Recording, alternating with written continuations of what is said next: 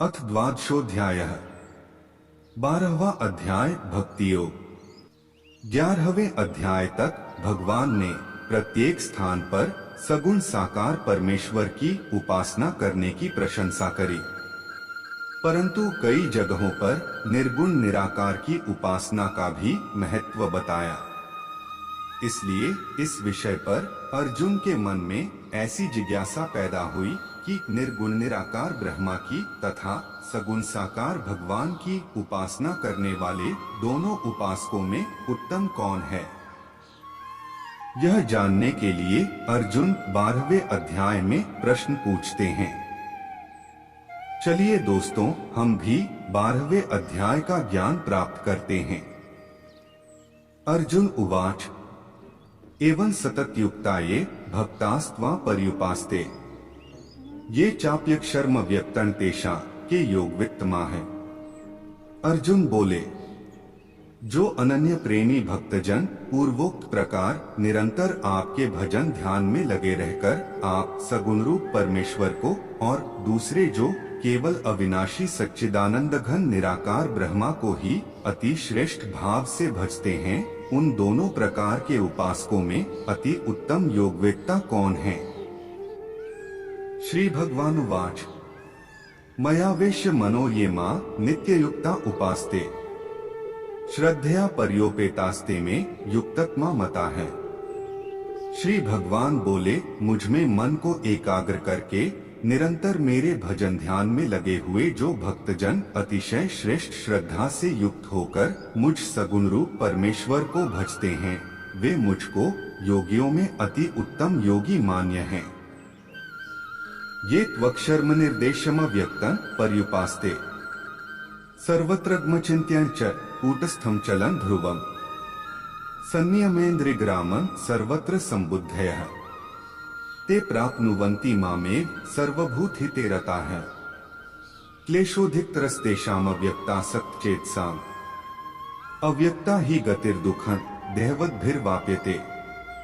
परंतु जो पुरुष इंद्रियों के समुदाय को भली प्रकार वश में करके मन बुद्धि से परे सर्वव्यापी अक्थिनय स्वरूप और सदा एक रस रहने वाले नित्य अचल निराकार अविनाशी सच्चिदानंद घन ब्रह्मा को निरंतर एक ही भाव से ध्यान करते हुए भजते हैं, वे संपूर्ण भूतों के हित में रत और सब में समान भाव वाले योगी मुझको ही प्राप्त होते हैं। उन सच्चिदानंद घन निराकार ब्रह्मा में आसक्त चित्त वाले पुरुषों के साधन में परिश्रम विशेष है, क्योंकि देहाभिमानियों के द्वारा अव्यक्त विषयक गति दुख पूर्वक प्राप्त की जाती है। ये तो सर्वाणि कर्माणि मयि सन्न्यस्य मत्परा है अनन्येन योगेन मां ध्यायन्त उपास्ते तेषां हन समुद्धरता मृत्यु संसार सागरात् भवामि न चिरात् पार्थ मया वेशित चेतसा। परंतु जो मेरे परायण रहने वाले भक्तजन संपूर्ण कर्मों को मुझे अर्पण करके मुझ सगुण रूप परमेश्वर को ही अनन्य भक्ति योग से निरंतर चिंतन करते हुए भजते हैं। हे अर्जुन, उन मुझ में चित्त लगाने वाले प्रेमी भक्तों का मैं शीघ्र ही मृत्यु रूप संसार समुद्र से उद्धार करने वाला होता हूँ। मयेव मन आधत्स्व मयि बुद्धि निवेशय निवसिष्यसि मयेव अत ऊर्ध्वं न संशयः। मुझ में मन को लगा और मुझ में ही बुद्धि को लगा, इसके उपरांत तू मुझ में निवास करेगा, इसमें कुछ भी संशय नहीं है। अथ चित्त समाधातु शक्नोषि मयि स्थिरम् अभ्यास योगेन ततो मामिच्छाप्तु धनंजय। यदि तू मन को मुझ में अचल स्थापन करने के लिए समर्थ नहीं है, तो हे अर्जुन, अभ्यास रूप योग के द्वारा मुझको प्राप्त होने के लिए इच्छा कर। अभ्यासेप्यस्मर्थोसि मत्कर्म प्रमो भव मदर्थमपि कर्माणि कुर्वन् सिद्धिं वाप्स्यसि। यदि तू उपर्युक्त अभ्यास में भी असमर्थ है, तो केवल मेरे लिए कर्म करने के ही परायण हो जा। इस प्रकार मेरे निमित्त कर्मों को करता हुआ भी मेरी प्राप्ति रूप सिद्धि को ही प्राप्त होगा। अथैतत्प्यशक्तोऽसि कर्तुं मद्योगमाश्रितः सर्वकर्मफलत्यागं ततः कुरु यतात्मवान्। यदि मेरी प्राप्ति रूप योग के आश्रित होकर उपर्युक्त साधन को करने में भी तू असमर्थ है, तो मन बुद्धि आदि पर विजय प्राप्त करने वाला होकर सब कर्मों के फल का त्याग कर श्रेयो ही ज्ञानमभ्यासाज् ज्ञानाध्यानन् विशिष्यते। ध्यानात् कर्मफलत्यागस्त्यागात् शान्तिरनन्तरम्। मर्म को न जानकर किए हुए अभ्यास से ज्ञान श्रेष्ठ है। ज्ञान से मुझ परमेश्वर के स्वरूप का ध्यान श्रेष्ठ है और ध्यान से भी सब कर्मों के फल का त्याग श्रेष्ठ है, क्योंकि त्याग से तत्काल ही परम शांति होती है। अद्वेष्टा सर्वभूतानां मैत्रः करुण एव च निर्ममो निरहंकारः समदुःख सुखः क्षमी संतुष्टः सत्तं योगी यतात्मा दृढ़ निश्चयः मयर्पितं नो बुद्धिर्यो मद भक्तः समे प्रियः। जो पुरुष सब भूतों में द्वेष भाव से रहित, स्वार्थ रहित, सबका प्रेमी और हेतु रहित दयालु है तथा ममता से रहित, अहंकार से रहित, सुख दुखों की प्राप्ति में सम और क्षमावान है, अर्थात अपराध करने वाले को भी अभय देने वाला है, तथा जो योगी निरंतर संतुष्ट है, मन इंद्रियों सहित शरीर को वश में किए हुए हैं और मुझ में दृढ़ निश्चय वाला है, वह मुझ में अर्पण किए हुए मन बुद्धि वाला मेरा भक्त मुझको प्रिय है। यस्मान्नोद्विजते लोको लोकान्नोद्विजते च यः हर्षामर्षभयोद्वेगैर्मुक्तो यः स च मे प्रियः।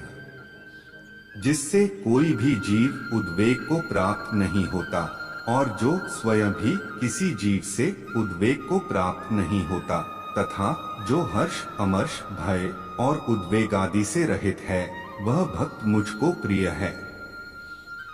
अनपेक्षा शुचिर्दक्ष उदासीनो गतव्यथः सर्वारंभ परित्यागी यो मद्भक्तः समे प्रियः।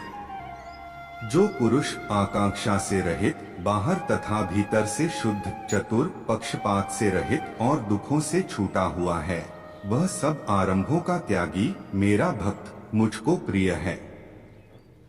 यो न हृष्यति न द्वेष्टि न शोचति न कांक्षति शुभाशुभ परित्यागी भक्तिमान यः समे प्रियः।